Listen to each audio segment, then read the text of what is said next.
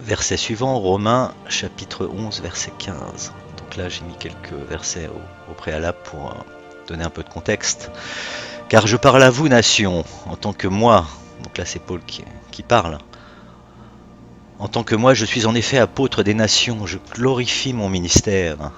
Si en quelque façon je puis exciter à la jalousie ma chair, donc sa chair ce sont les juifs, et sauver quelques-uns d'entre eux, car si leur réjection des juifs est la réconciliation du monde, quelle sera leur réception sinon la vie d'entre les morts?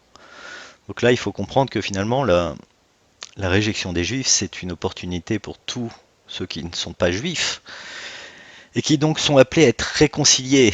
Et donc c'est pour ça que c'est important que ce mot réconciliation déjà qu'on entend extrêmement rarement, notamment dans les églises. Et en plus, celui qui concerne le monde, oui, grosso modo, Dieu appelle le monde à lui, à être réconcilié à lui, à faire la paix avec lui.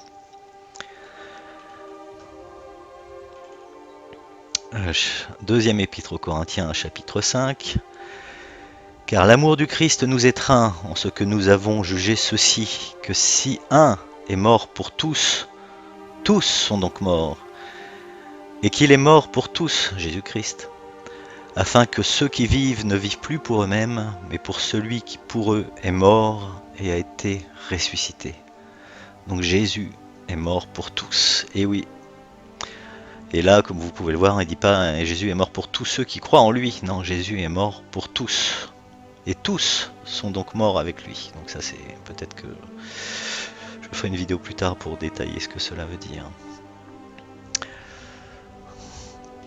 Verset suivant, lettre aux Hébreux, chapitre 1, donc, où on va voir que Jésus-Christ est héritier de toutes choses dont nous faisons partie, qui que nous soyons.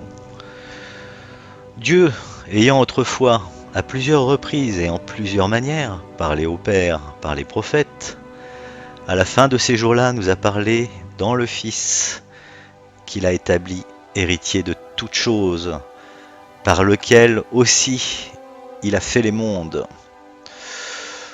Petit détail intéressant, par lequel aussi il a fait les mondes. Donc Jésus le premier-né, première créature de la création, a fait les mondes.